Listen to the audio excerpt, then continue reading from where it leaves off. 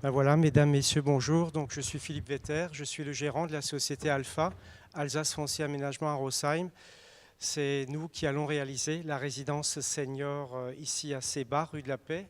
Donc, on a plein de choses à vous dire. On est venu avec des personnes de la résidence de Rosheim, mais je vais d'abord donner la parole à monsieur le maire pour le mot d'introduction et je prendrai immédiatement la suite du programme pour vous parler de la résidence et ensuite répondre à toutes vos questions. Bonsoir à tous. Donc voilà, le micro au moins marche, il y a des piles. Donc un grand merci à M. Vetter de me passer la parole.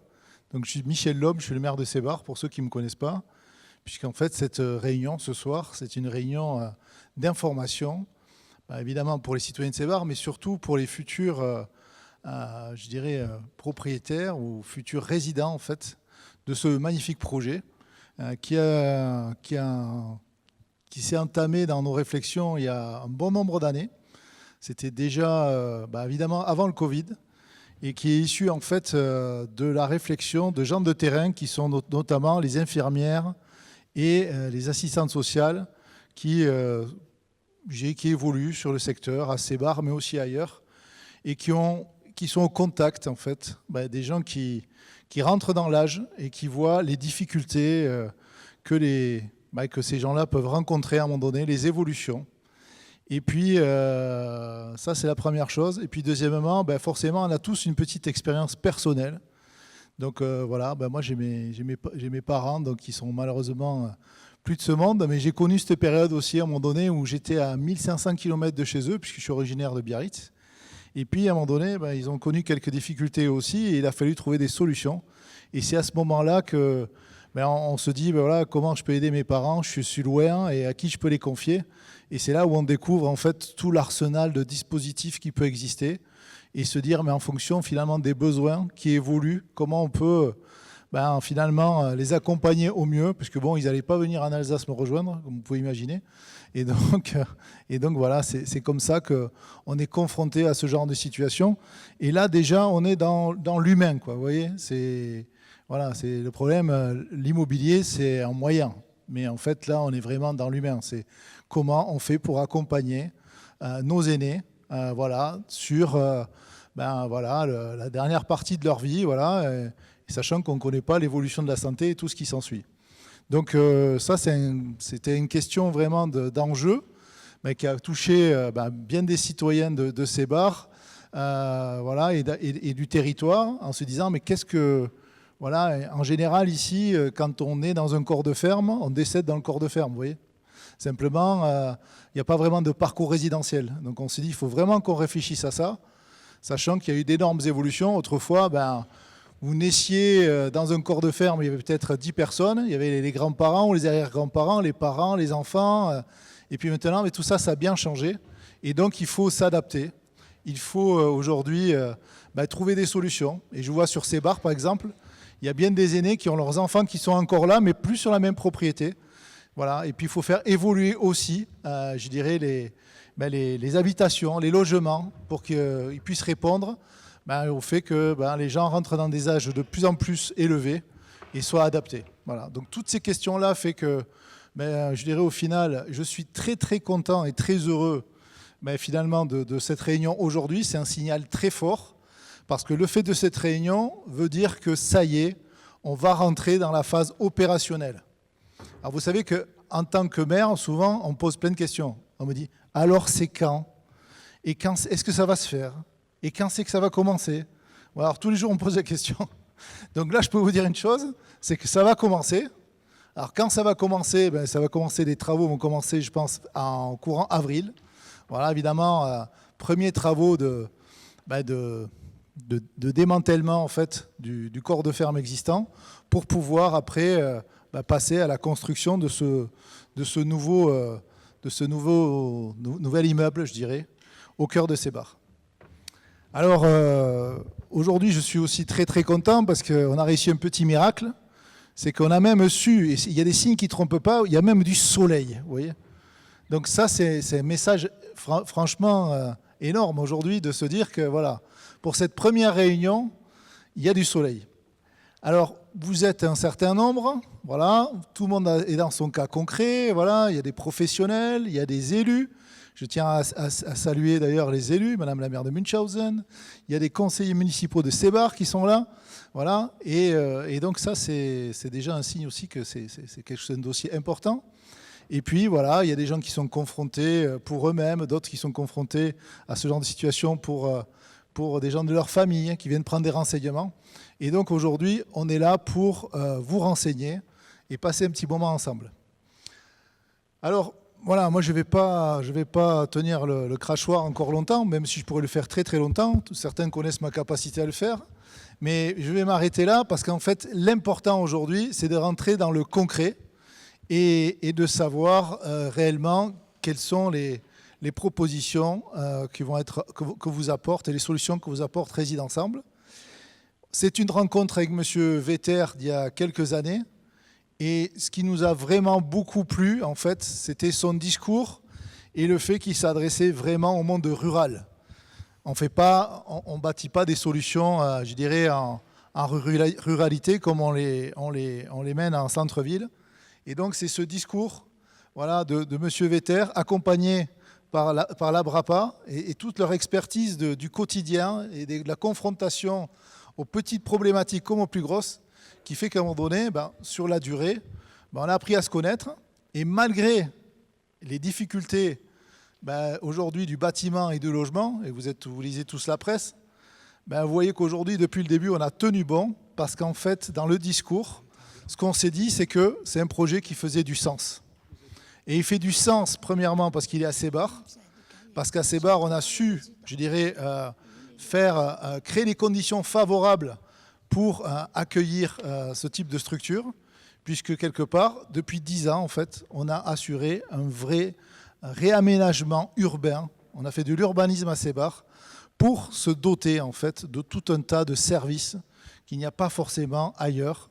Et je crois que c'est un des rares villages en Alsace et en Alsace du Nord à pouvoir proposer autant de services, c'est-à-dire un supermarché, mais avec un patron de supermarché d'ailleurs qui est là, voilà, qui apporte des services, parce que ce n'est pas tout d'avoir un supermarché, il faut avoir aussi des gens derrière. Voilà.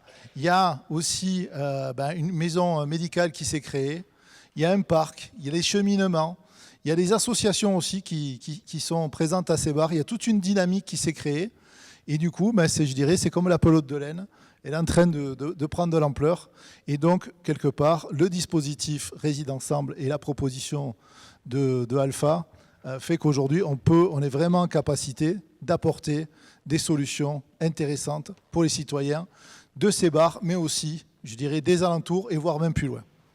Bon, sur ces bonnes paroles, et j'ai gagné un peu de temps quand même, hein, je vais repasser la parole à M. Vetter, et peut-être que l'image viendra, mais ça c'est la technologie, et donc je lui passe la parole et je vous remercie de l'attention que vous lui porterez. Merci beaucoup. Merci, Monsieur le maire. Donc, comme le disait Monsieur le maire, en parlant de Seebach, c'est vrai qu'on ne s'installe pas comme ça au hasard dans un village. Et depuis 2017, avec la BRAPA, nous sommes dans un partenariat où on réfléchit à ce qu'est la résidence senior pour personnes autonomes. On le dira plusieurs fois pendant l'exposé. Et j'ai ici avec moi, hormis Madame Fisch, les résidents du Meierhof à Rosheim, qui est notre résidence, l'unique pour l'instant qui fonctionne depuis 2019. Donc il y a Madame Taglan qui est propriétaire et qui réside. Il y a monsieur qui fait partie du conseil syndical, on en parlera parce que ça reste une copropriété. Il y a Monsieur Braconnier qui est au conseil des résidents, je dirais après ce que c'est un conseil des résidents, et qui a acheté pour habiter, donc il est propriétaire, il habite.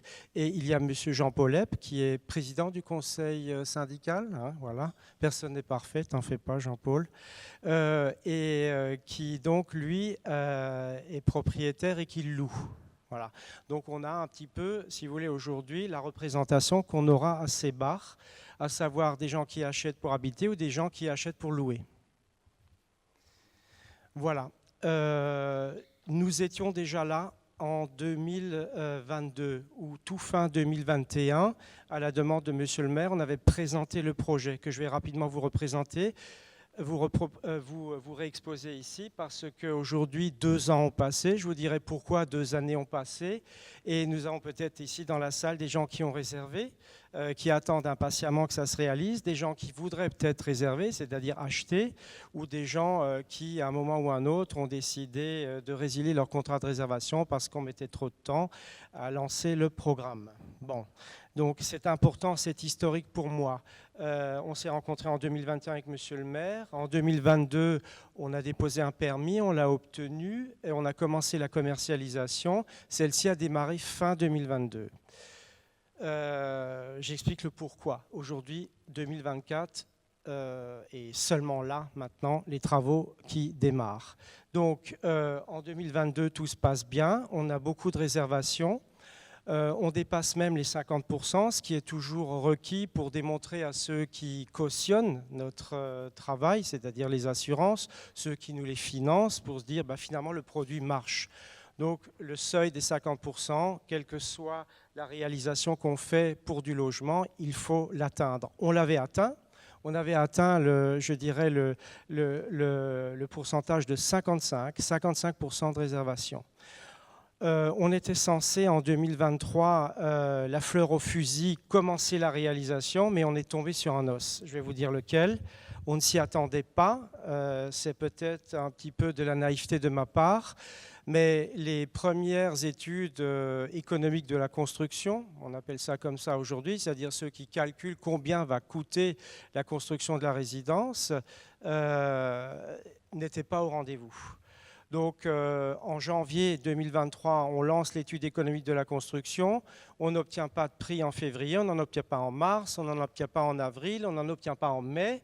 Donc on se dit il y a un problème. On retourne vers les architectes, maîtres d'œuvre et économistes de la construction. On en obtient péniblement en juin. Donc il était très mauvais ce chiffre-là, puisque aujourd'hui on réalise une copropriété, elle a un certain coût. On la revend ensuite et il faut un minimum de marge. Cette marge se situe toujours entre 4 et 6%. Le coût de la construction faisait qu'on était déficitaire. On ne pouvait pas la réaliser, on ne pouvait pas la construire et nous-mêmes, nous étions engagés auprès d'Alpha de ne pas augmenter les prix à la vente. Donc les coûts des logements sont ceux qu'on a exposés dès 2022 pour la commercialisation.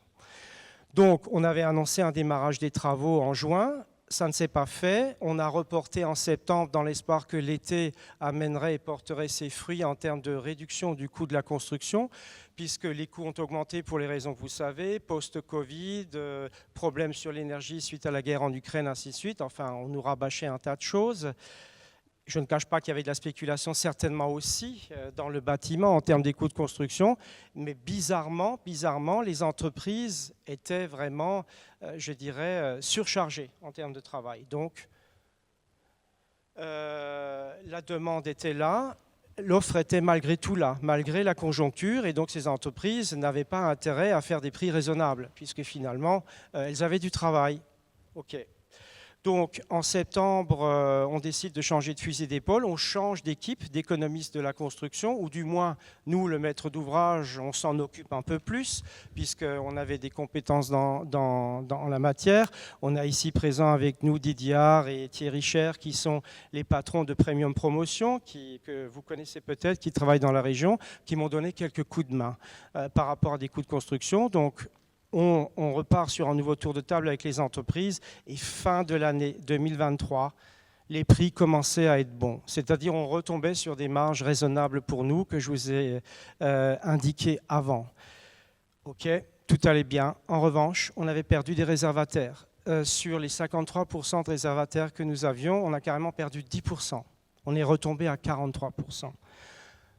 Pour les raisons que je vous ai exposées principalement, les travaux ne démarraient pas, les personnes avaient obtenu des offres de crédit, les offres de crédit étaient devenues caduques.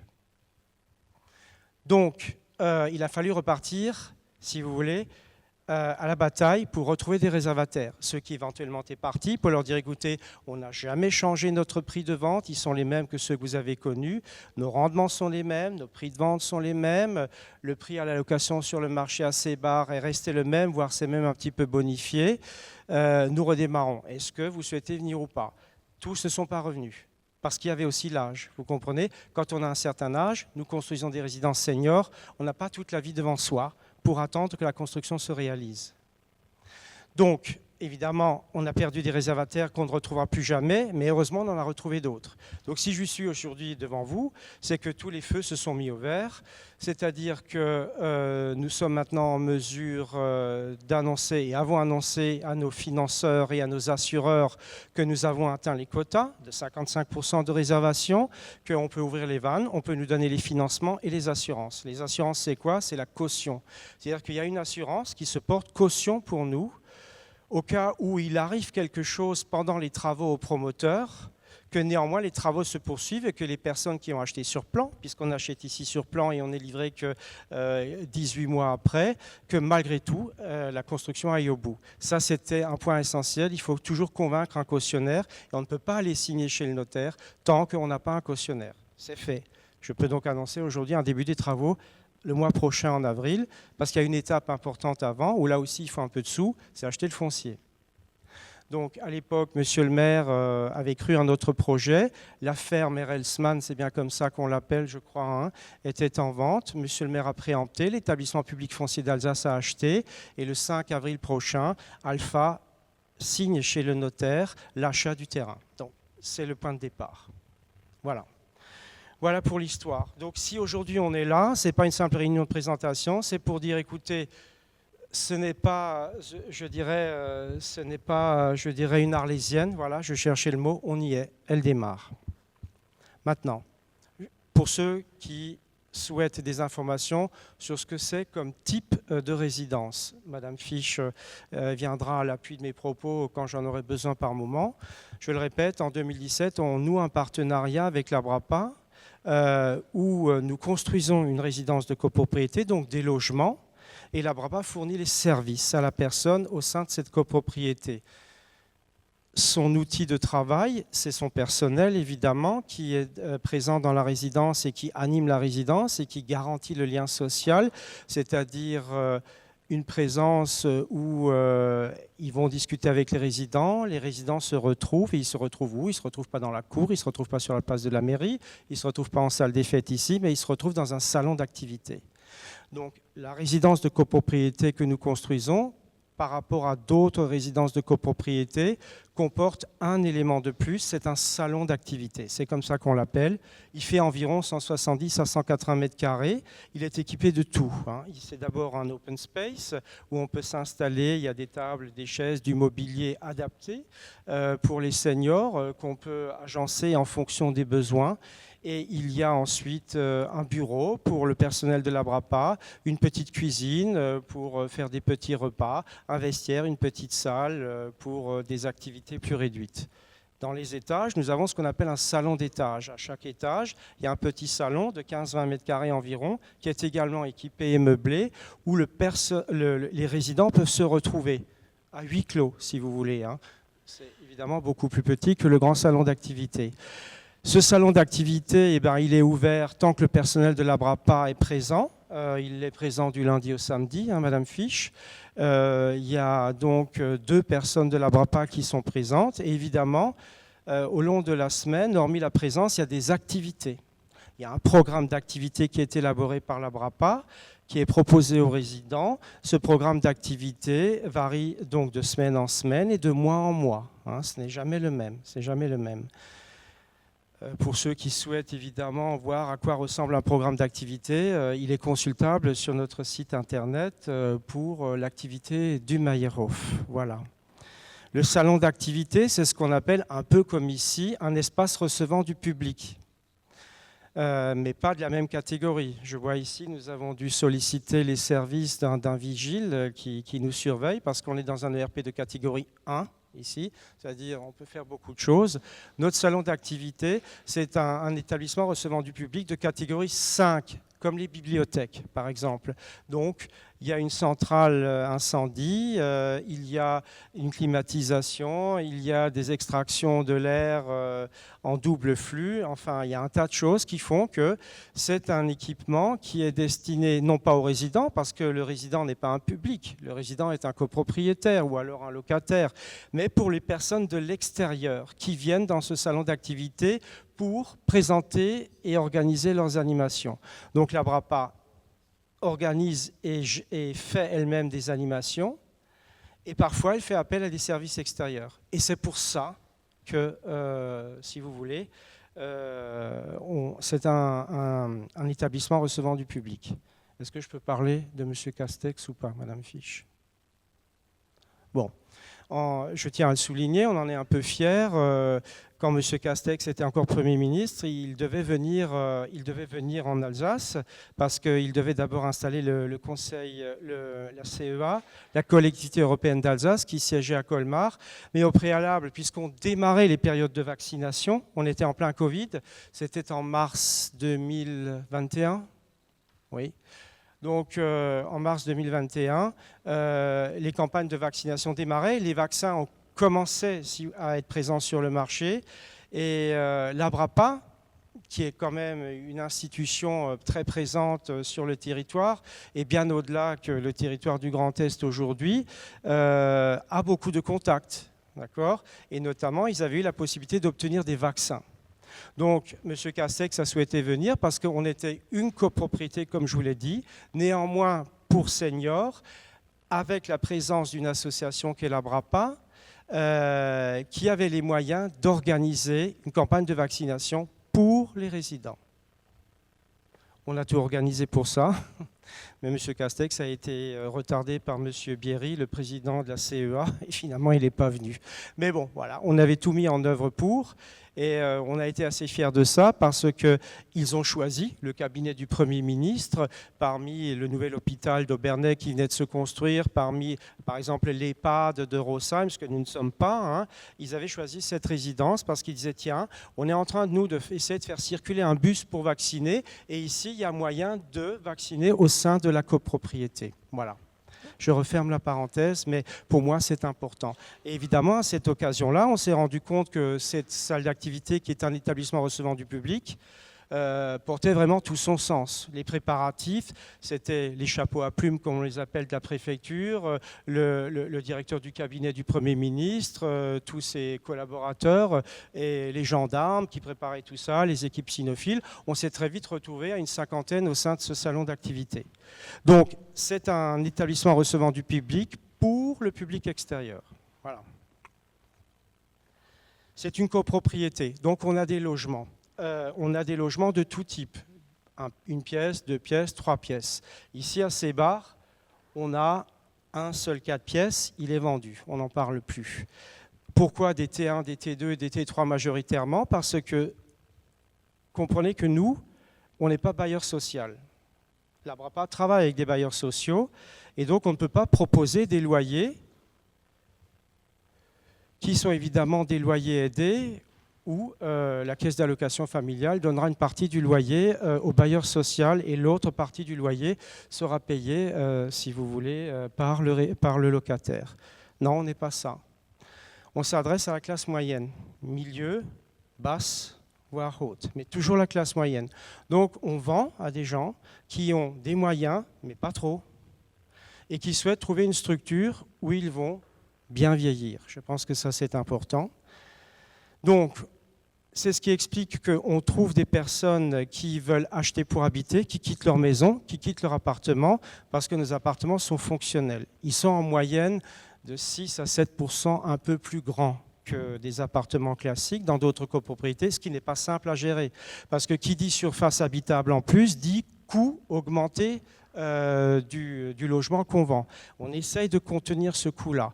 On offre les prestations standards, mais qu'on essaye d'avoir d'un bon niveau, dans les salles de bain, au niveau du revêtement de sol, au niveau du revêtement de mur, fonctionnel, c'est-à-dire, que voulez-vous que je vous dise, ça distribue bien entre le séjour, la chambre à coucher, les toilettes ou la salle de bain. On correspond aux critères PMR, personnes à mobilité réduite, c'est-à-dire que tout est fait pour qu'on ne se casse pas la figure. Il n'y a pas de seuil, les toilettes sont surélevées, les douches sont à l'italienne, c'est-à-dire On peut rentrer avec son fauteuil roulant dans la salle de bain quand on n'a pas de paroi de douche, et on a un chemin lumineux.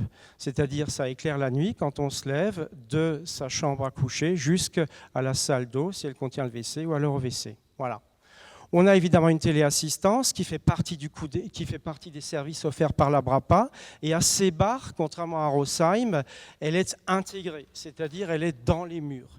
À Rosheim, c'est un boîtier, comme vos box Internet que vous avez à la maison, avec un bracelet ou avec un pendentif. Ici, non. Ici, on a les capteurs que les résidents souhaitent dans la résidence, mais le système de téléassistance est dans les murs, quoi, hein. On ne peut pas le déménager, on ne peut pas dire « j'en veux pas ». On a un coût de ces services-là qui est de 240 € par mois.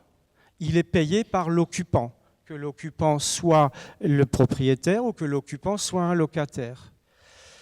Ces 240 €, ils sont dus. Ça fait partie d'une charge quand vous recevez votre appel de fonds provisionnel du syndic de copropriété, puisqu'on est dans une copropriété, c'est une charge supplémentaire qui apparaît sur votre appel provisionnel. On a la chance au Meyerhof, et on se bat pour que ça soit le cas aussi pour Sebar, que ce coût-là soit défiscalisable. C'est de résidence en résidence qu'on l'obtient auprès des impôts. On l'a pour l'instant obtenu pour le Meyerhof. Avec Madame Fisch, on est en train de se battre pour que ça soit le cas à Sebar. Donc, si nous l'obtenons, on fera tout pour. La moitié, 50%, c'est une réduction d'impôt ou un crédit d'impôt. Si vous n'en payez pas, et je me répète, on s'adresse à la classe moyenne. Des gens qui ont des moyens, mais pas trop, qui ont besoin d'acheter à un prix normal, et s'ils achètent pour louer, qui peuvent louer à un prix normal. Tout ça, ça fait partie de l'équation, avec les prestations de qualité que je vous ai exposées ici, qu'il faut qu'on résolve pour qu'on puisse proposer des prix d'appartements dignes de ce nom. Voilà. Donc, on a un conseil syndical. Monsieur Epp, ici présent, en est le président. Je répète, il a acheté et il a des locataires. On a un conseil des résidents. Le conseil des résidents, c'est obligatoire parce qu'on est dans une copropriété, ça je l'ai dit, mais on est dans une copropriété avec clause service. C'est-à-dire que le règlement de copropriété inclut 2-3 pages supplémentaires par rapport à une copropriété classique qui explique tout. La présence du personnel de la BRAPA, les heures qu'elle preste, ce qu'elle fait, ce qu'elle ne fait pas, la manière dont ça fonctionne, c'est-à-dire que la BRAPA régulièrement se réunit avec le conseil des résidents et elle est présente, la BRAPA, lors de l'Assemblée générale des copropriétaires, une fois par an. Elle expose le bilan, on est d'accord Madame Fisch, de l'activité.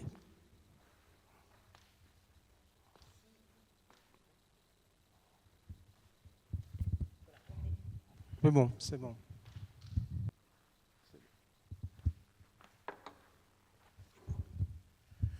Nous sommes présents aux AG si les copropriétaires nous le demandent. Après, on rencontre très fréquemment le conseil syndical ou les résidents en eux-mêmes. On est vraiment à la disposition des résidents et du bien-être, surtout des résidents de la résidence. Donc, on n'est pas forcément là à toutes les AG. Bon, pas forcément. Jusqu'à présent, vous y étiez toujours, non? Non. Non, d'accord. Ça, c'est quand M. Epp décide qu'ils ne sont pas là. C'est ça. Voilà. Donc, ce qui est important pour moi aujourd'hui, hormis ces explications, et je vais très rapidement m'arrêter pour qu'on passe aux questions-réponses, c'est donc Madame Taglan, Monsieur Braconnier, Monsieur Epp, pour qu'ils vous répondent en toute transparence aux questions que vous aurez à leur poser sur le fonctionnement de la résidence. On n'a rien à cacher, il y a des choses qui vont, il y a des choses qui vont un peu moins bien, mais je pense qu'on a l'avantage, avec la collaboration du Conseil des résidents et du Conseil syndical, mais surtout de la BRAPA et de son personnel, d'ajuster à chaque fois le tir, de mois en mois, d'année en année, sur les services, par exemple. Voilà. Je pense que j'ai à peu près tout dit sur le fonctionnement de la copropriété. Donc, ceux qui ont investi, ceux qui investiront, achèteront un logement dans une copropriété avec une clause service au prix du marché. Et ici, évidemment, on a étudié le prix du marché de Sebar avant de se lancer. On n'a pas réussi à faire fonctionner le vidéoprojecteur parce qu'on avait des images de synthèse à vous montrer de la future résidence, même si on la voit sur le panneau rue de la Paix, donc qui est un petit peu en amont de la maison de santé. Mais ce à quoi tient l'Abrapa, et nous on ne fait pas sans l'Abrapa, c'est que les résidences qu'on fait ne soient pas à l'extérieur du village, au centre de la vie du village, de la vie associative, au centre des commodités, des commerces. Et il se trouve qu'à Sébar, avec cet axe central qui a été refait, le parc, le carrefour contact, la maison de santé, les quelques petits commerces, la coopérative, la station-service, on en parlait encore avant, fait que ça a du sens qu'on se soit installé ici. Et on ne s'installe jamais pour le village en question. Monsieur Lhomme disait avant, on est dans le monde rural, oui c'est sûr. Je me vois pas aller dans les villes, hein, Madame Fisch. Mais vous y êtes, avec évidemment les bailleurs entre autres et l'Abrapa elle-même. Mais non, on est dans le monde rural et c'est jamais, si vous voulez, le village même qui va venir remplir cette résidence. On s'installe toujours pour le canton, l'environnement. Donc quand on le dit, oh là là, mais attention, 1800 habitants à Sébar, tu te rends compte, 55 logements, c'est pas possible, tous les Sébargeois ne vont pas venir s'installer quand même dans la résidence. Non, non, non, ils viennent de l'extérieur. En venant de Rosheim avant, on discutait dans la voiture en disant mais finalement Rosheim, on approche les 5000 habitants, hein, au centre, finalement il y a combien de Rosheimois dans la résidence ? On n'en a pas trouvé. Vous voyez, ils viennent d'ailleurs, 10 km, 15 km, 20 km, des gens qui étaient de Rosheim, qui sont partis à 30 ans, qui ont envie de revenir, enfin on assiste à tout. En termes d'acquisition des logements, on a des enfants qui souhaitent que leurs parents soient dans la résidence, ça les rassure. On a des seniors qui décident de faire eux-mêmes la démarche. La maison devient trop grande, peu pratique, de problèmes à la chauffer, peu fonctionnelle aussi, un escalier, ainsi de suite. Et ils décident eux-mêmes aussi de faire la démarche. Mais on n'est jamais dans la facilité, nous, pour vendre, commercialiser. On a toujours affaire à des gens qui sont dans une démarche. Mais pourquoi moi, finalement, maintenant, il faut que j'aille dans une résidence comme ça? Pourquoi il faut que je me foute dans un appartement ici? J'étais pourtant bien dans ma maison. Alors, c'est soit le couple qui s'entend, soit l'un des deux qui essaie de faire comprendre à l'autre qu'il y a quelque chose qui ne va plus et qu'on se sentirait bien mieux et plus en sécurité dans une résidence comme ça. Donc, on est sur le bien vieillir. Est-ce qu'on est sur le parcours résidentiel, Madame Fisch? Je ne crois pas. Hein. On s'inscrit dans ce qu'on peut appeler un parcours résidentiel. Après, la résidence, telle que nous, à Abrapa, on la conçoit et telle qu'on l'a construite ensemble, en principe, ça se voudrait être la dernière étape, mais dernière et très longue étape de la vie, puisque justement, notre but, c'est le maintien de l'autonomie le plus longtemps, et c'est de pouvoir permettre à des personnes âgées d'avoir une troisième partie de vie, si je puis dire, des plus agréables possibles, jusqu'au bout, avec, au besoin, et si elles le souhaitent, hein, c'est jamais obligé, l'accompagnement qu'on peut souhaiter. Moi, je tiendrais aussi juste à ajouter que si nous, à Abrapa, on a pris le pas de travailler avec Alpha au projet Résident Ensemble, c'est parce que, et ce n'est pas des 20 mots, derrière tout ça, il y a réellement le souci de la personne âgée et du bien-être au niveau de cette période. On n'est pas juste sur un promoteur qui va faire un bien pour le vendre, mais on est sur quelqu'un qui croit vraiment justement une partie du parcours résidentiel qui peut accompagner la personne et l'aider sur un bien vieillir. Donc c'est pour ça que nous on a fait ce partenariat. C'est pour ça qu'effectivement, village, ville, peu importe où on s'implante, mais nous on s'implante là où il y a de la vie, parce qu'on veut profiter de ces mouvements. La personne âgée, on la resitue au centre du projet. Et là, situé à Sébar, dans un village en mouvement, mais pas à la sortie du village. Enfin, on est vraiment à proximité de toutes les facilités. L'idée, c'est de pouvoir en profiter. Il y aura un habitat, un cadre de vie qui est aussi très très joli. Alors je ne sais pas ce que vous en pensez, mais à Rosheim, on est juste à côté de l'église romane. Magnifique endroit. Là, on a travaillé, enfin je dis on, parce que j'étais là un tout petit peu, Oui, mais bien vraiment un sûr, tout petit peu. oui. C'est un corps de ferme vraiment typique Zébar qui va être, dans l'idée, repensé au niveau du projet, avec voilà, un cadre de vie des plus confortables, un salon résidentiel où le promoteur ne lésine pas sur qu'est-ce qui peut être fait dans l'intérêt des résidents, et puis des personnes de Zébar et des alentours, parce qu'on sera ouvert à toutes les personnes âgées, à toutes les personnes, à toutes les associations aussi du coin. Donc je voulais juste faire cette petite Effectivement, c'est précision. important. C'est pour ça que j'ai insisté sur l'ERP, l'établissement recevant du public. C'est pour recevoir du monde de l'extérieur. Pas question de reclure les seniors dans une résidence, même si elle est dans le village. Elle participe à la vie du village. Les résidents sortent. C'est pour ça qu'il y a cette infrastructure ici qui est agréable, le parc, le carrefour contact, la maison de santé. Mais les associations et autres viennent aussi dans la résidence, non pas dans les logements, mais dans ce salon d'activité. Ce qui est possible avec le salon d'activité, imaginez quelqu'un qui, il a préféré choisir la sécurité d'une résidence senior et quitter son appartement peu fonctionnel ou sa maison, peu importe, et qu'il achète plus petit, parce qu'il n'a plus les moyens, parce que sa maison ou son appartement ne valait pas tant que ça, qu'il a tout juste réussi à acheter un appartement, mais malheureusement il est petit, pour recevoir les enfants, pour recevoir, la nuit, pour faire des fêtes de famille. Le salon d'activité peut être dédié, si vous voulez, à des réceptions de famille pour un des résidents qui en fait la demande. Voilà. Ça, c'était important. On va en débattre, peut-être vous aurez la question. On en a débattu dans la voiture en venant. Monsieur Braconnier, mais Monsieur Epp et Madame Taglan sont d'accord. Attention, on n'est pas un EHPAD. On ne peut pas recevoir des personnes qui cognitivement sont devenues dépendantes. Malheureusement, on ne peut pas aider tout le monde. On aimerait bien. Mais donc, il peut y avoir un phénomène indésirable où certains propriétaires vont voir un effet d'aubaine et vont se dire « Oh, dis donc, 240 € le coût des services par rapport au coût d'un EHPAD, M. Braconnier en parlait. C'est pas cher, on pourrait faire ça. Non, on n'est pas dans un EHPAD. Attention, il n'y a pas d'infirmière, il n'y a pas d'aide-soignante, il n'y a pas de lit médicalisé, donc ce n'est pas possible. Donc on est dans une copropriété, le propriétaire est propriétaire, on sait qu'en droit français, c'est un droit inaliénable, sacré, on ne peut rien faire. C'est la copro, on fait ce qu'on veut. Donc il peut y avoir cette difficulté-là, où subitement on voit arriver des personnes qui vont être pas bien dans la résidence parce qu'elles sont cognitivement devenues dépendantes. Il n'y a pas vraiment d'outils juridiques pour lutter contre ça.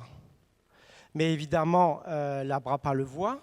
L'ABRAPA, qui peut le plus, peut le moins, gère des EHPAD, gère des résidences autonomie. Si quelqu'un a la question à poser, quelle est la différence entre nos résidences-services et les résidences autonomie, Madame Fiche pourra répondre.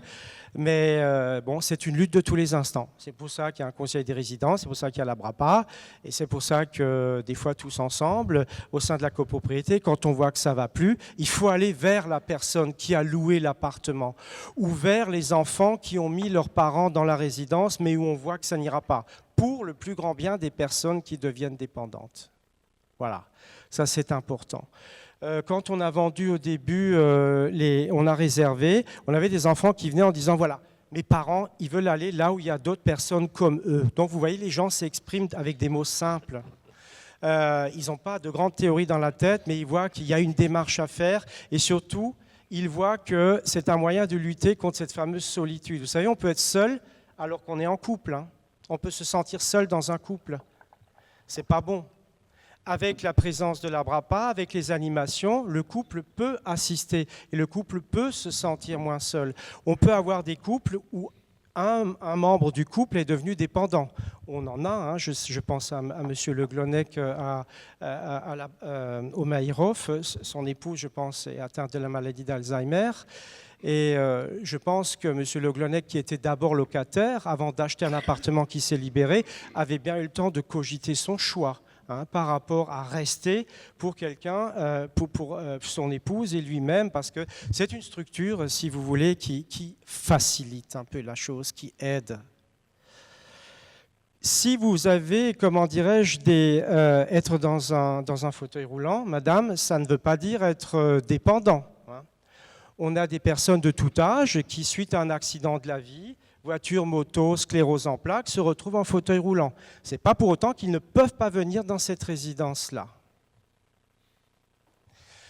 Je cite un exemple, ça s'est produit à Rosheim, je ne sais pas si vous êtes au courant. Il y avait un médecin anesthésiste à Wolfsheim, donc le patelin d'où je viens, qui est décédé, qui avait un compagnon. Et ce compagnon a basculé suite à ce décès de son conjoint, et il est venu au Meyerhof. Et il s'est senti mieux au Meyerhof, mais à la maison, il dépérissait. Il y a de tout, mais on est dans l'humain. On essaye de l'être en devant régler néanmoins tous les problèmes matériels que nous avons au quotidien.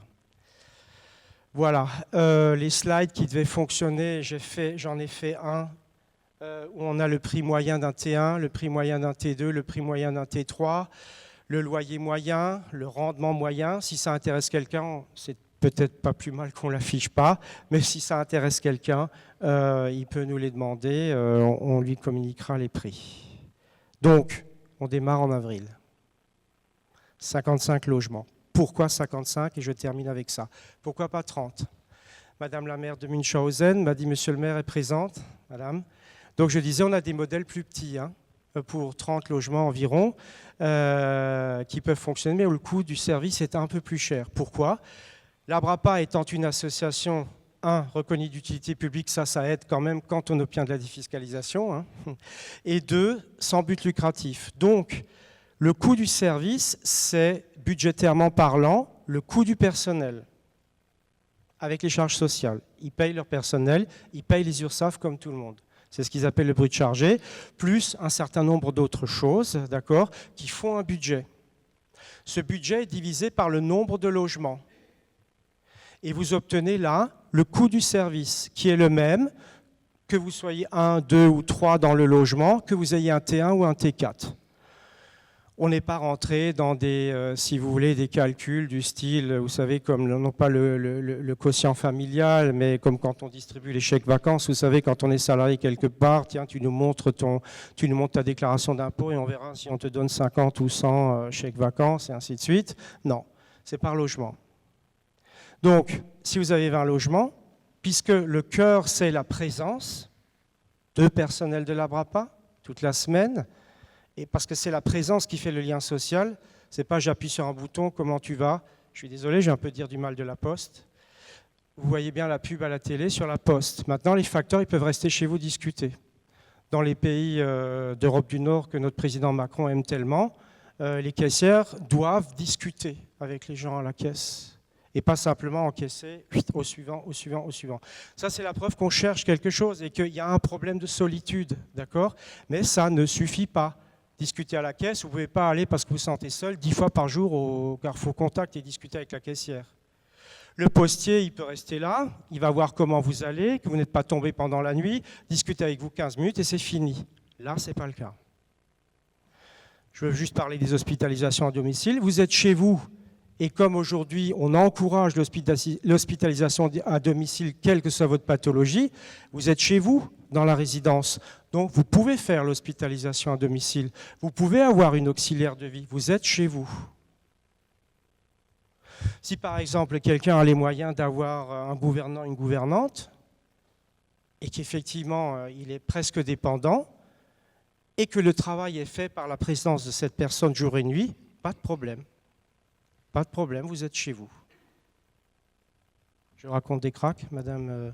Je me permets de dire crack, parce que le président Macron a aussi dit je raconte pas de crack. Alors allez-y. Non, je voulais juste ajouter, parce que vous avez insisté sur pourquoi venir à la résidence, eh bien pour lutter contre la solitude, mais c'est loin d'être la seule raison pour laquelle des gens vont venir en résidence senior. C'est aussi parce qu'on peut trouver une tranquillité dans le voisinage, hein, savoir qu'on va avoir des voisins, voilà, qui vont pas aller écouter du rap et encore, hein, je sais pas, Monsieur Braconnier, à toute heure. Voilà, donc c'est pour se garantir cette sécurité, on a le choix ou pas des animations, d'être en lien avec les autres, mais c'est de savoir que, ok, je sais que de toute manière, j'ai des gens qui veilleront sur moi et qui se poseront la question pourquoi j'ai pas ouvert mes volets à 11h alors que d'habitude je les ouvre à 10h. Voilà, c'est aussi cette sécurisation, le fait de savoir que quelqu'un veille sans intrusion, voilà, sur nous. Le fait de se dire, moi j'ai une grande maison, mais seul le jardin ça commence à peser, alors qu'un appartement tout confort avec des voisins plutôt sympas, ça peut être chouette. Voilà, c'est toutes ces raisons qui vont faire que on va rejoindre cette résidence. Et effectivement, la résidence, pour autant, n'est pas un EHPAD. Nous, à Brapa, on veille vraiment à préserver le maintien de l'autonomie et dans l'intérêt et de la sécurité du résident lui-même, mais aussi des autres résidents, on veille toujours à ce maintien de l'autonomie, de la possibilité de vivre seul chez soi, avec des aides, hein, tout le monde y a le droit, comme à son habitat, mais d'être en autonomie pour garantir la quiétude dans la résidence. Oui, c'est ça. La précision était importante. Donc, c'est pas par hasard les trois personnes qui sont là aujourd'hui, Madame Taglan, Monsieur Braconnier, Monsieur Epp, parce qu'ils ont toute une histoire déjà au Meyerhof. J'ai été ému, évidemment, Madame Taglan, quand votre époux est décédé, hein, alors qu'il avait décidé avec vous-même de venir à cette résidence. Vous êtes toujours à la résidence. J'ai été ému, Monsieur Braconnier, par votre témoignage qu'on retrouve encore aujourd'hui sur YouTube, sur notre chaîne. Vous disiez que c'est vos enfants, après le décès de votre épouse, qui ont souhaité que vous veniez dans ce type de résidence parce que ça les rassurait. Et j'ai Jean-Paul aussi, qui a un couple de résidents aujourd'hui qui sont toujours là, je pense, hein, depuis qu'ils ont emménagé en 2019 et qui, à mon avis, je pense, hormis les problèmes de chauffage, devraient être heureux au sein de la résidence. Hein. Alors, est-ce que vous souhaitez témoigner avant qu'on passe aux questions-réponses ? Pour un petit peu meubler le discours, je dirais que moi, je suis juste investisseur, j'ai un locataire. Et j'ai investi dans le Meyerhof, c'est parce que j'ai suivi le parcours de mes parents qui sont devenus indépendants et qu'il fallait aider tout le temps. Et nous, les enfants autour, nous n'avions pas la possibilité, puisque nous travaillions encore, et que c'était infernal, puisqu'il fallait courir pour des petits bobos, des chutes parfois en journée, pas grave, mais il fallait les relever. Et des choses comme ça m'ont décidé d'investir dans un appartement qui soit plus proche de beaucoup de commodités. Deuxièmement, d'avoir des voisins sympas, d'avoir une assistance avec la Brapa, que nous avions aussi pour nos parents. Mais quand les chutes arrivent, on ne sait pas s'il y a quelqu'un sur place. Et voilà pourquoi j'ai investi dans cet appartement.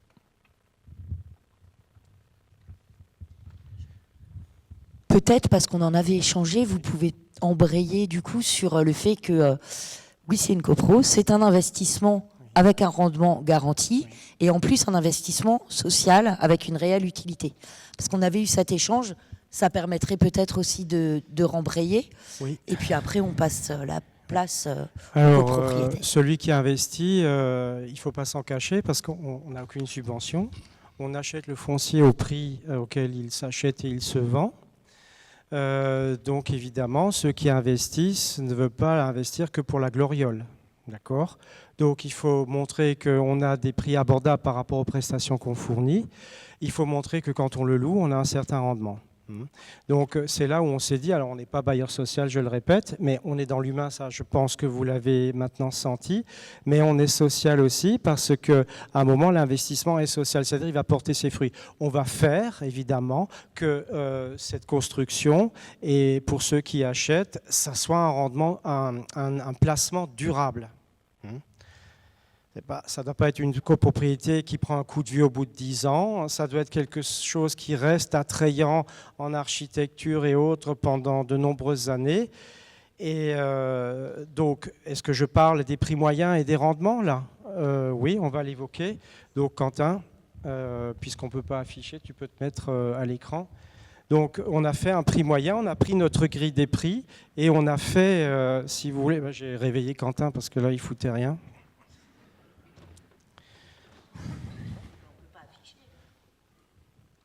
Mais on va juste le lire parce que je ne les connais pas par cœur et je ne veux pas raconter de bêtises. Nicolas ou Maxence, il y a un mot de passe. Il faudrait que je réaffiche la présentation pour que je puisse donner les chiffres.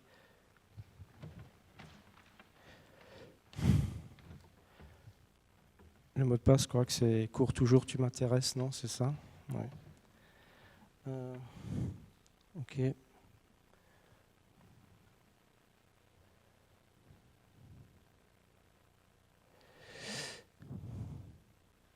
Ok, non, je vais le faire. Tu peux te reposer. Il faut juste mes lunettes. Donc, on a 55 logements. On a 9 T1. Ce n'est pas des studios. Hein. La surface moyenne d'un T1, elle est de 32 mètres carrés. On a 35 2 pièces. La surface moyenne est de 45 mètres carrés. On a 10 3 pièces. Et la surface moyenne est de 66 mètres carrés. Bon.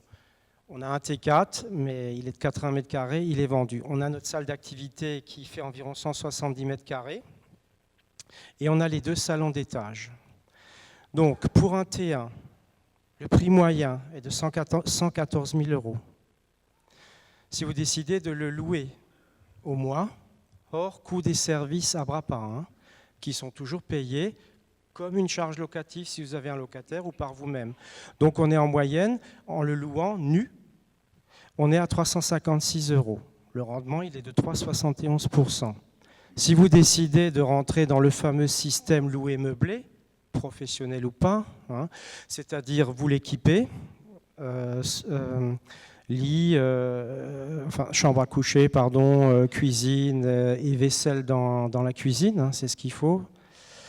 On est en moyenne en termes d'équipement entre 8 000 et 12 500 selon la taille de l'appartement. Vous passez d'un loyer mensuel de 356 à 421 € et vous atteignez 4,1 % de rendement. Ça, c'était pour les T1. Pour les T2, on est en moyenne à 146 000 €, toujours TTC, hein, puisque les particuliers ne récupèrent pas la TVA. Un loyer mensuel nu en moyenne, c'est 461 €. Le rendement est de 3,6 %. Si vous décidez de le meubler et le louer en meublé avec tous les avantages fiscaux que ça comporte, ça on peut en parler en détail si vous le souhaitez, on passe à 4 % de rendement. Ça c'était pour les T2.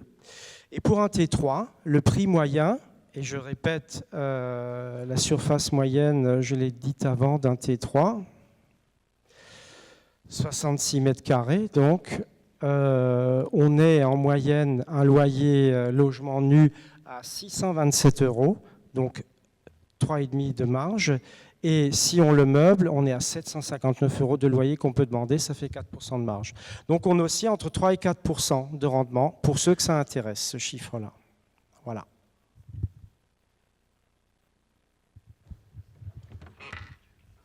De rendement financier auquel on ajoute l'intérêt vraiment de ce projet qui est, d'ailleurs c'est pour ça que ça a intéressé le maire, hein, c'est parce qu'il y a un réel objet social aussi derrière. Voilà. Et par social, c'est pas que public social, c'est l'utilité que ça peut avoir, voilà, pour les habitants, pour les personnes âgées, autonomes, effectivement. Lien social, vie sociale, les prix qu'on essaye de maîtriser tout en vivant, il faut bien en vivre, l'ABRAPA également, puisqu'il faut qu'elle paye son personnel, il faut que ce personnel se sente bien. On essaye de trouver l'équilibre. On essaye de trouver l'équilibre. Et sur les échanges qu'on avait pu avoir, effectivement, on disait que ce rendement financier, il est pour un investisseur, mais il va aussi être pour un propriétaire occupant, oui, qui du coup va pouvoir avoir un bien sur le marché en deçà, enfin avec les rendements inversés, en deçà de ce que ça lui coûterait en locatif. Donc oui, voilà, c'était...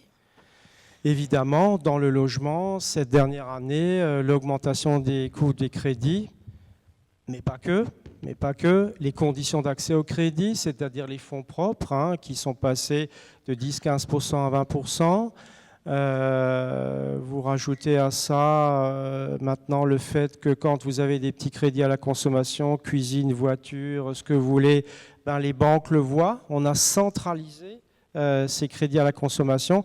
Tout ça fait que ça, évidemment, ça n'aide pas. Ça n'aide pas pour investir. Mais néanmoins, il y a toujours des solutions.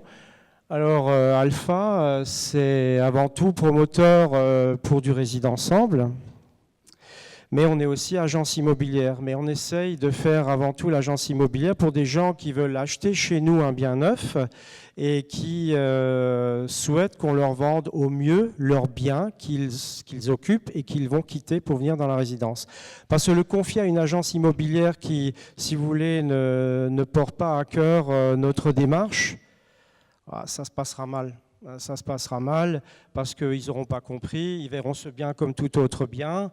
Et je l'ai encore vécu au Maïrof quand Madame Huckel est décédée et que Madame Huckel fille avec ses deux sœurs a transmis la vente du bien à quelqu'un qui ne connaissait rien à résidence ensemble. Ils ont dit, vous savez, c'est pas vendable votre truc, quoi. Vous vous rendez compte les charges? Alors j'ai dit à Madame Huckel-Fille, je dis écoutez Madame Huckel, vous êtes dans une résidence service, ne comptez pas dans les charges le prix que vous payez à Rossheim, quoi. C'est une résidence service. Et il faut confier la vente du bien à des personnes qui vont effectivement savoir expliquer et trouver la personne qui a besoin de services. Le Maïrof, c'était presque aussi compliqué que Sébar.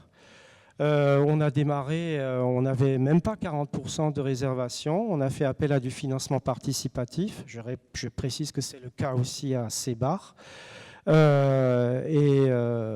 C'était compliqué parce que on était en 2017. Le modèle commençait à émerger. Il fallait nous-mêmes ajuster le modèle. Il fallait effectivement aller vers des personnes qui sentaient le besoin mais qui ne pouvaient pas l'exprimer. Et ça a été compliqué aujourd'hui. Je laisse Louis et Quentin, ou Quentin et Louis en parler. Le téléphone n'arrête pas de sonner pour des gens qui voudraient acheter ou louer. On pourrait même, on en a discuté avec Louis et avec Quentin, on pourrait même envisager de faire de la gestion locative. C'est-à-dire on s'engage à vous trouver le premier locataire. Tellement on croit au produit, ça c'est sûr, sinon je ne serais pas là. Mais quand même, depuis 2019, on est en 2024, donc presque 5 ans, on a un vrai retour. On a un vrai retour et on a une liste. On est en ce moment même, sans exagération aucune, dans une demande qui est supérieure à ce qu'on est en mesure d'offrir. Je ne dis pas ça pour convaincre des investisseurs, mais je le dis parce que c'est la réalité.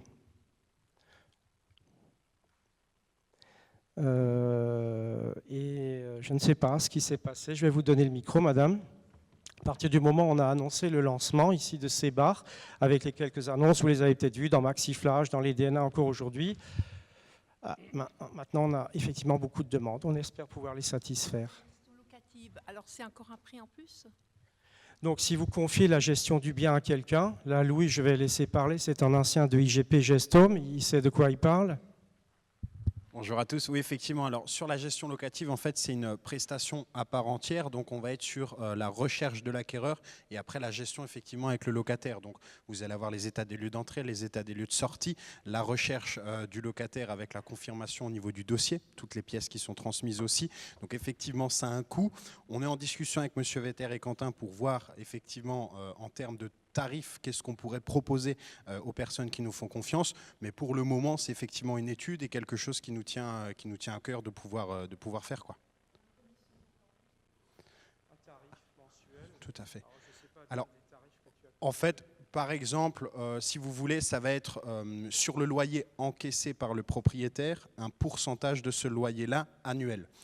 On observe qu'on est généralement entre 6 et 8% en fonction de ce loyer annuel que le propriétaire va pouvoir percevoir. Et après, on va avoir effectivement des notions d'honoraires au moment notamment des visites et quand on trouve un locataire avec un dossier qui est fiable au niveau de tout ce qui est revenu, par exemple, et ce genre de choses-là.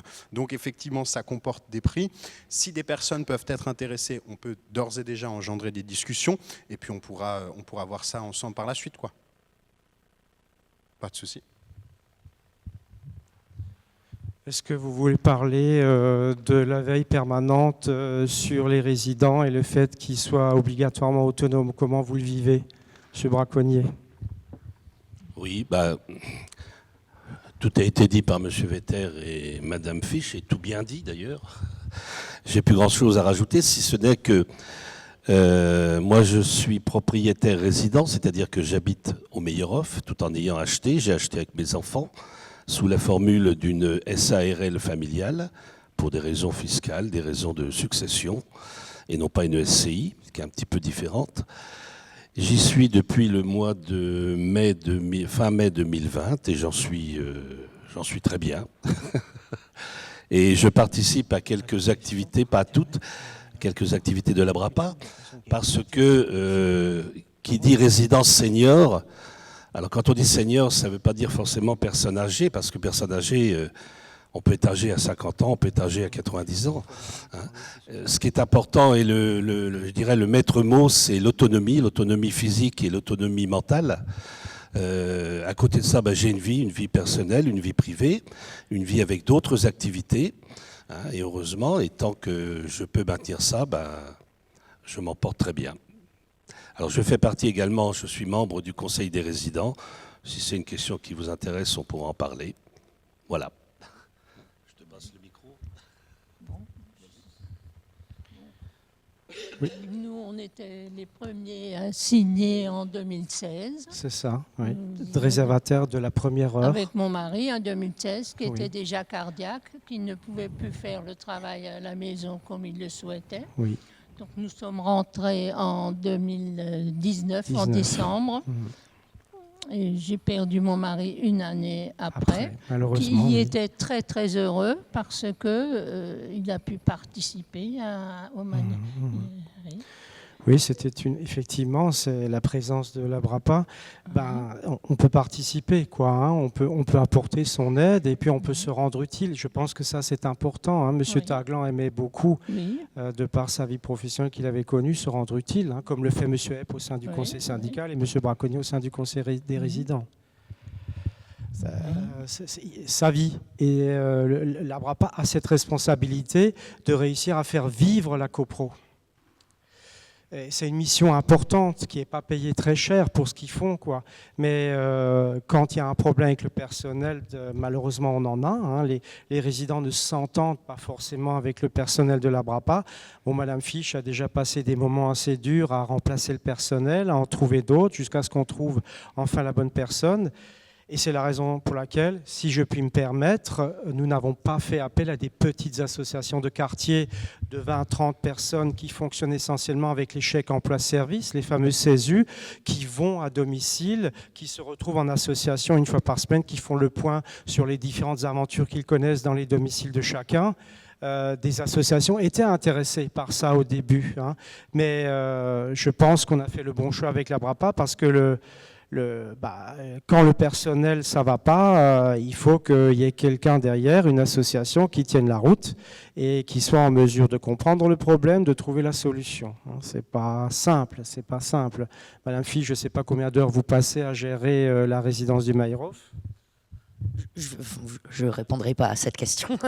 Mais non, ce que je voulais, enfin, vous m'appuierez ou pas, hein, effectivement, nous, ce qu'on s'astreint à faire, c'est avoir un personnel qui soit le même, qui puisse connaître les habitudes des personnes, leurs appétences, à qui on puisse faire confiance, c'est la base. Et aussi qui s'inscrivent dans notre équipe. Parce que nous, des résidences à destination de personnes âgées autonomes, on en gère, on va dire, une dizaine. Et on est vraiment une équipe, il y a une synergie, il y a du partage d'informations, de la mutualisation. En cas d'absence, parce que oui, même si on veut qu'il y ait toujours le même personnel, il y a les congés, il y a les maladies, il y a autre chose, mais on a les personnes qui continuent à vivre sur place. Donc nous, au niveau de l'équipe, on a des personnes qui savent assurer les remplacements, qui connaissent les gens, qui connaissent les fonctionnements. Voilà. Et je pense que ça, c'est... même si, oui, il y a eu un tout petit turnover au début, puisqu'on a ouvert en pleine période Covid. Hein, on a ouvert vraiment début 2021. Donc, on a une personne sur 30 heures et une autre personne fixe et une personne sur 19 heures. On a 2 personnes du lundi au samedi matin. De 9 heures à 17 heures tous les jours et le samedi de 9 heures à midi. Oui. Voilà. Pour les animations. Il y a des jours où elles sont ensemble, où elles organisent un repas une fois par mois. Nous nous retrouvons.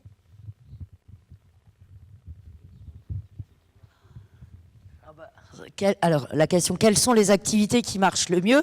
Il faut demander aux résidents, mais c'est vrai que le planning d'activité, on le construit selon les attentes des résidents, selon nos possibilités. Je pense à l'atelier écriture. Ce sont les activités qui accueillent le plus de femmes. On fait des activités bricolage où on décore la ville de Rosheim, grâce notamment à nos résidents hommes, voilà, qui font des pantins, des rennes, des trucs. Il faut dire que dans la résidence, nous sommes 70, il y a 57 appartements, il y a une majorité de femmes, c'est vrai. Je crois qu'il y a 7 couples, il me semble. Tout le reste, ce sont des personnes célibataires, hommes ou femmes. Le Maïrov, c'est 57 logements. Il y a une chorale qui s'est créée, qui chante 2 fois. Oui, il y a chorale aussi. Enfin, écoutez, c'est en fonction du ressenti de la résidence, mais on sent qu'il y a une vraie vie, quoi. Oui. Ce qu'il y a aussi, c'est que la commune de Rosheim nous demande de participer à certaines activités, notamment à la décoration au moment de Noël et au moment de Pâques. Alors, il y a un petit groupe de personnes qui confectionnent des objets qu'elles vendent au marché de Noël, comme ça s'est passé cette année. Et puis là, actuellement, il y a un petit groupe d'hommes, notamment, qui bricolent des personnages alsaciens pour Pâques. Voilà, et ça, c'est la commune qui nous demande de faire ça. Alors, elle nous apporte la matière première, et puis nous, on confectionne. Oui, ça s'est mis en place sans que je le sache, et j'ai trouvé ça vraiment bien. Parce que, effectivement, si vous voulez, la vie du village rentre dans la résidence. Allez, on va aux questions. Est-ce que les animaux sont interdits dans cette résidence? Non, pas du tout. Les animaux sont autorisés. Mais est-ce qu'on en a? Ça, c'est le règlement de copro. On fait ce qu'on veut. Mais pour l'instant, on n'a pas prévu de les interdire parce qu'il y a des fois des dames qui ont un petit animal de compagnie. Non. Est-ce que je me trompe là en disant ça? Oui, il y a des chats, des chiens. On n'a pas de reptiles. En fait, alors pas d'ours polaire, mais on a des petits chats et des petits chiens, effectivement. On reste Mais sur du droit classique et j'ai appris aujourd'hui que on est en EHPAD, mais enfin voilà, il va y avoir un droit opposable à pouvoir amener son animal de compagnie pour une personne âgée en EHPAD. Là, on est sur un bail d'habitation classique, si ce n'est qu'il y a une clause service en plus. En principe, un propriétaire, sauf raison valable qui serait dictée dans le règlement de copropriété ou dans le règlement de maison, ne peut pas interdire à son locataire un animal. Je crois que la philosophie première d'une résidence senior, c'est de dire que c'est une collectivité, mais individualiste. C'est-à-dire qu'on peut faire partie et avoir des relations au sein de la résidence, tout en ayant une vie privée par ailleurs. Ça me paraît très important, oui. Contrairement à d'autres structures qui se sont développées, notamment en Allemagne, où c'est une collectivité, mais tout le monde est ensemble. Donc ça, c'est moins évident à gérer. Et c'est ça l'intérêt d'une résidence comme celle de Rosheim ou celle qui va se créer à Sébar. C'est cette philosophie qui me paraît très, très importante. Oui, c'est vrai, M. Braconnier le disait, oui, c'est l'habitat inclusif peut-être, ça, Madame Fisch. Alors l'habitat, oui, c'est une sorte d'habitat inclusif parce qu'on voit tout et son contraire aussi dans l'habitat inclusif et partagé, qui se voulait des petits lieux de vie partagés où on avait une même cuisine, un même salon et juste une chambre à part. Maintenant, l'habitat inclusif, ça peut aussi être des logements qui vont partager une salle commune dans un bâtiment à côté. Il n'y a plus de réelle définition de l'habitat inclusif. Mais voilà, la résidence, c'est vraiment ça, c'est son habitat, enfin son logement. On en est locataire ou propriétaire, mais on l'habite et on l'équipe et à son souhait, et puis la possibilité, si on le veut, de bénéficier, enfin voilà, d'aller se mélanger au collectif. Et ce qui peut être ajouté ici, c'est qu'on a beaucoup de personnes qui viennent en résidence, qui sont très contentes de cet aspect collectif, mais qui ne veulent pas y participer, mais qui, ça les rassure de voir que, ah bah tiens, ils sont là dans la salle, ah ben tiens, mais pour autant ne viennent pas. Mais voilà, c'était... Oui, c'est important, oui. Ils ne se sentent pas seuls, même s'ils n'ont pas envie de participer. Mais encore une fois, on voit de tout. Il y en a qui ne veulent pas du tout au début, puis finalement ça vient. Enfin bref, c'est la vie, c'est une vie, quoi. Est-ce que vous avez des questions, quelles qu'elles soient? Pas de tabou.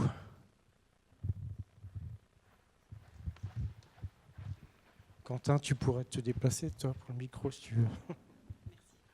Une question toute simple, la durée des travaux et la remise des clés? Très importante question. Donc, on démarre en avril. Didier, qui est devant vous, là, on en parlait encore l'autre jour. Je lui ai dit, écoute, on va livrer en fin 2025. Il a dit, c'est jouable. Donc, on est parti pour fin 2025.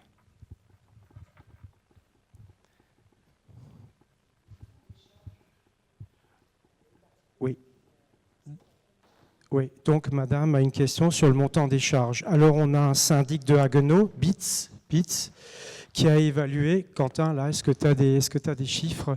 BITS, qui est le syndic de Haguenau, qui a évalué le montant des charges annuelles. Est-ce que tu peux le retrouver, Quentin, là? Le budget, si tu prends mon PC... je vais vous le donner, le budget. On l'a fixé annuellement. Alors, il a été fixé il y a 2 ans. Donc, j'ai rappelé BITS en disant, parce qu'on aura un chauffage gaz centralisé qui distribuera l'eau chaude dans tous les appartements. Et contrairement au Maïrof, pas de module thermique d'appartement. Tout est dans la chaufferie centralisée. Alors, j'ai dit à M. BITS, écoutez, il faut certainement l'énergie a évolué, l'électricité, le gaz. Est-ce que vous revoyez vos charges? Il a dit non, écoutez, c'est bon, parce qu'il n'y a pas le gaz de ville assez bas, c'est pas mal, parce que le propane a baissé de 30%. Donc on a une cuve enterrée, et le propane a baissé de 30%. Et Total Énergie fait des sacrées réductions sur l'installation. Donc on est dans des charges. Tu l'as, Quentin? Oui, alors il va vous les donner. Aujourd'hui, sur les studios à Sébar, donc je vais vous parler des charges moyennes hautes. Aujourd'hui, sur les studios, on va être à 80 € à peu près par mois. Pour les 2 pièces, on va être à 120 €. Pour les 3 pièces, on va être à 150. Et pour le 4 pièces, c'est encore à prévoir. Monsieur Vetter parlait de la cuve enterrée au propane. On a les mêmes prix qu'avant Covid. Aujourd'hui, sur les charges, on retrouve donc le gaz, on retrouve l'eau, on retrouve l'électricité, les ordures ménagères, les charges communes également. Donc voilà. D'autres questions? Ça, c'était notre crainte, hein, madame. La question est vraiment pertinente aussi parce que, vu qu'on vient avec un prix du service de 240 € par mois, si on a le malheur d'exploser les charges de fonctionnement de la copro et qu'on est évidemment tout juste aux normes thermiques imposées par la réglementation, ben forcément ça se passe mal. Parce que les gens diront toujours « oh là là, qu'est-ce que je paye comme charge ?» Et ils y incluent évidemment le coût des services, d'accord? Mais hors coût des services, qui est un coût très maîtrisé, vous l'aurez compris, on essaie d'être en dessous. C'est pour ça qu'on n'économise pas dans la construction.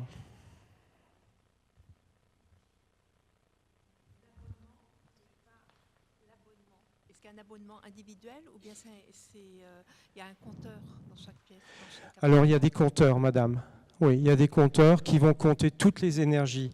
L'eau chaude, sanitaire, chauffage, l'eau froide et forcément l'électricité. Mais quand vous avez, pour par exemple l'eau chaude, elle va être fabriquée par la chaudière gaz, il y a un compteur.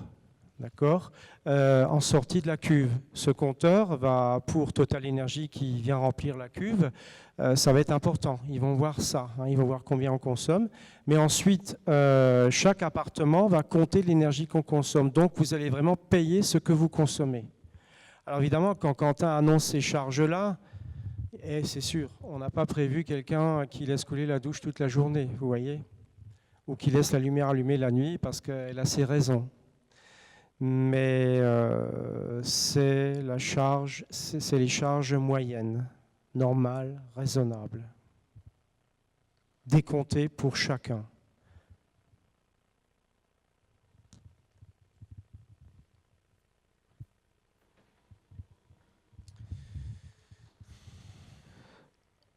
En termes de réservataires, aujourd'hui, la résidence se compose donc de 60% de réservataires occupants et de 40% d'investisseurs.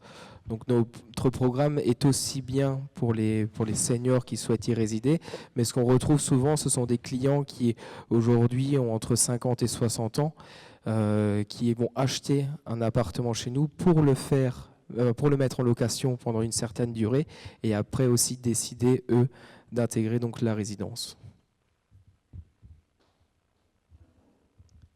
Est-ce que quelqu'un a encore une question ou des questions? C'est très bien isolé. Il faut dire que c'est très bien isolé et qu'il y a vraiment un minimum de chauffage et de charge. Bon, merci Madame Taglan, on fait attention à ça, mais à Rosheim, on a eu le malheur qu'on a testé les fameux modules thermiques autonomes, c'est-à-dire l'eau chaude est fabriquée dans chaque logement, non pas par une chaudière individuelle gaz, mais par l'eau chaude qui est fabriquée en centrale par une chaudière centrale au gaz. Mais ces modules thermiques autonomes ont été mal mis en œuvre, on en discutait dans la voiture, malheureusement ça crée des soucis, il y a une expertise en cours. Mais à ces bars, on va éviter cet écueil, donc ça va être un chauffage tel que je viens de vous l'évoquer, classique, quoi. C'est-à-dire que l'eau chaude sanitaire qui coule au lavabo à la douche et l'eau chaude du chauffage seront à chaque fois 2 tuyaux distincts, bien isolés, qui viendront depuis la chaudière centrale dans chaque appartement. Chauffage sol, pas de radiateur. Au Maïrof, on avait des radiateurs parce que ça ne vient pas de la Brapa, ça vient pas de la Brapa, je ne sais plus de qui ça vient. Je crois du docteur Zeller, qui à l'époque disait, vous savez, il vaudrait mieux mettre des radiateurs parce que les personnes âgées, quand elles ne voient pas de radiateur, elles ont froid. Bon, moi, je crois que ça, c'est pas vrai. Hein. Si, c'est vrai, Jean-Paul. Je peux rajouter, puisque je suis membre du conseil syndical, que les charges d'énergie sont souvent spécifiques à la personne. Il y a des personnes qui se sentent bien à 19 degrés et à d'autres, il faut 23 degrés. Malheureusement, la facture va avec. Oui. C'est tout ce qu'on peut expliquer, quoi. Oui, c'est ça. Mais en tous les cas, c'est isolé, comme disait Madame Taglan, c'est décompté, donc normalement on évite les gros problèmes. On n'a pas trop parlé de la téléassistance, parce qu'en réalité, ce n'est pas ça qui fait la résidence, mais elle est là. Vous n'êtes pas obligé d'aller chez Nextecure, chez n'importe quelle filiale qui vous vend de la téléassistance. Vous appuyez sur un bouton, vous ne savez pas qui vous appelle. C'est quand même la Brapa qui gère ça, quoi. On n'en parle pas, mais elle est là. Il n'y a pas de problème pour ça. Hein.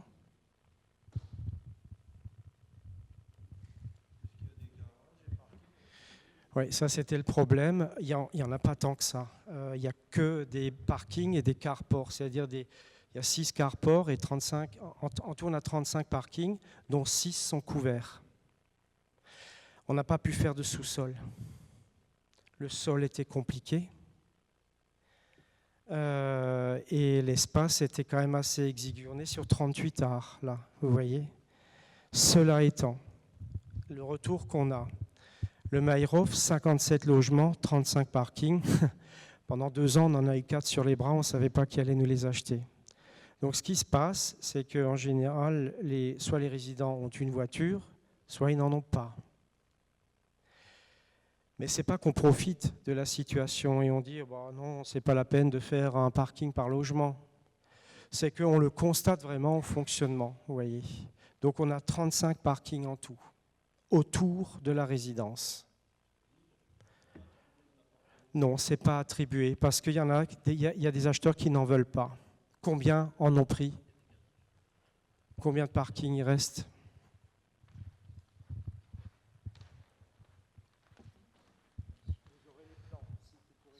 Je vous invite, après la réunion, à prendre des petits fascicules où là, tout ce qu'on vient de vous dire a été résumé et expliqué dans la brochure.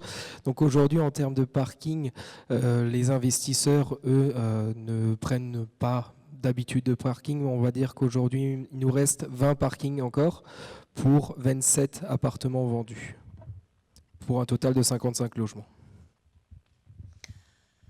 Du coup, ce qu'on a travaillé aussi avec Réside Ensemble, c'est que la résidence sera équipée dans le cadre de la prestation Abrapa, on va amener un véhicule électrique partagé.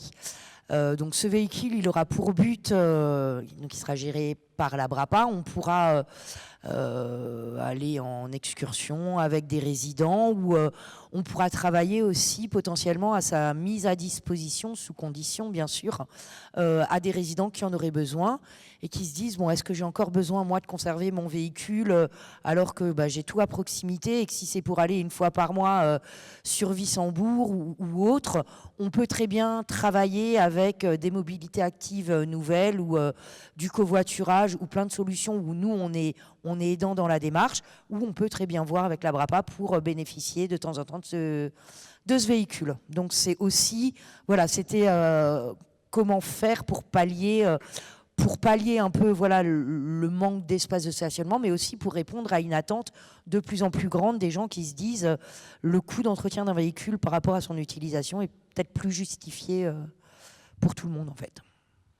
Alors, nous aurions pu avoir assez de parking pour le nombre de logements, mais on a voulu aussi préserver l'avant du bâtiment pour garder un petit bosquet, parce qu'à Sébar, on a des seniors qui se retrouvent sur les bancs en grès en été, et on a voulu recréer en fin de compte ce petit parcours devant la salle d'activité en extérieur, justement pour retrouver un peu cette entente propre à Sébar, que les seniors du village, en fin de compte, viennent et puissent partager aussi avec les seniors de la résidence.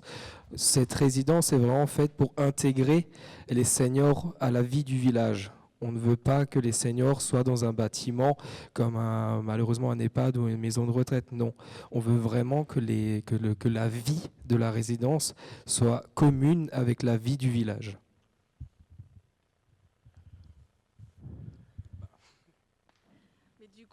Le véhicule partagé peut être utilisé aussi pour faire les courses et ce sera un service de l'Abrapa payant ou c'est inclus dans les 240 €? Alors, avec les 2 salariés, nous on veut être présents. Enfin voilà. Donc, les courses, il se trouve que on a un supermarché qui est pas loin. Oui. Après. On ne facturera pas la mise à disposition du véhicule aux résidents, si c'est la question. L'idée, c'est vraiment qu'on travaille en toute intelligence et que... enfin voilà, s'il y a un besoin de véhicule, on peut...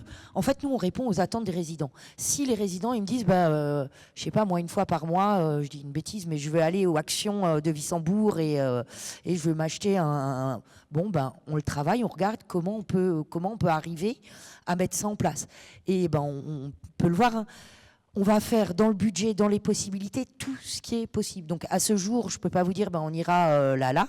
Ce qui est sûr aussi, c'est qu'on va privilégier les partenariats locaux et que si c'est pour faire les courses et amener les packs d'eau ou des trucs qui sont lourds, est-ce qu'on prend notre voiture? Est-ce qu'on va se faire des voyages à pied? Enfin, on verra. Est-ce qu'il n'y a pas des chevaux qui pourraient pas... Enfin, on va le travailler en mode développement durable, en mode... Voilà. Mais l'idée, c'est de répondre aux attentes des résidents. Et on tente tant que faire se peut. À chaque fois, je regarde Monsieur Braconnier parce qu'ils avaient vraiment, vraiment envie de faire un atelier linguistique. Et on s'est trouvé à 3 résidents qui veulent faire un atelier linguistique et ça coûte. Comment on fait? On a réussi quand même. Maintenant, ils sont 11 et on a réussi à le mettre en place. Mais ça ne s'est pas fait ça s'est pas fait tout de suite quand ils nous l'ont demandé parce qu'il a fallu trouver les moyens. Donc voilà, je n'ai pas une réponse comme ça toute parfaite. Mais on fera tout pour. Alors, je vais me permettre d'intervenir. Donc, pour compléter le propos, c'est vrai que beaucoup de gens qui sont ici sont des Sébargeois, donc ils connaissent les services qui sont proposés, mais certains ne les connaissent peut-être pas. Donc, moi, je vous invite quand même aujourd'hui, ce n'est pas une résidence senior, c'est une résidence senior à Sébar. C'est quelque chose d'un peu particulier, puisqu'en fait, vous avez tout le confort de ce que vous pouvez trouver dans un centre-ville, mais dans une ambiance de village. Oui. Donc ça, c'est quand même un plus énorme. Alors, sur les véhicules, c'est vrai que Pascal Chelorne, avec Carrefour Contact, propose des services de location du petit véhicule à la camionnette. Donc, il y a toute une panoplie. Et l'idée, c'est de se servir de ce dont on a besoin quand on en a besoin.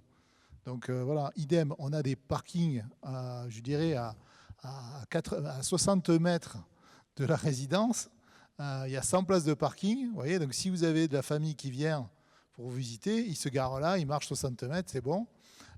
Vous avez quand même une pharmacie, vous avez, j'insiste, 2 médecins, 4 kinés, un ostéopathe.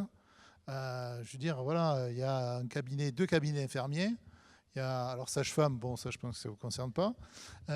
Et donc voilà, il y a toute une panoplie de services, sans compter, je dirais, couturière, coiffeur, salon de coiffure.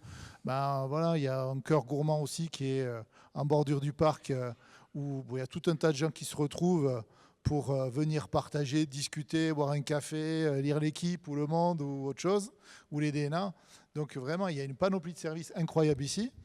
Et c'est vrai que du coup, voilà, on se limite, on vit presque en autonomie, en autarcie, je dirais, à ces bars. Et quand on a envie, voilà, il n'y a aucune difficulté à aller sur Haguenau, Strasbourg ou autre. Voilà, il n'y a aucun souci, comme tout un chacun. Donc plein de possibilités. Ça, il faut quand même le souligner. Oui. Et puis, bon, au niveau, l'idée aussi, c'est, alors voilà, on est au milieu d'un réseau maintenant. On va être au milieu d'un réseau de pistes cyclables, puisqu'on a une piste cyclable qui fait aujourd'hui Hatten jusqu'à Wissembourg, qui passe par Sébar, en plein centre.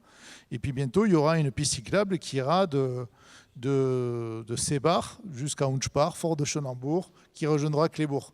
Donc, et c'est vrai qu'historiquement, nos anciens ici, ils se déplaçaient beaucoup à vélo. Bon, Sébar, dans son centre, c'est quand même relativement plat.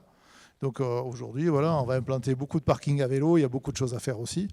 Donc tous les modes de déplacement sont bons et quand il fait bon, quand il fait beau, c'est quand même sympa de se déplacer en vélo, même pour faire 200 mètres, quoi. Voilà.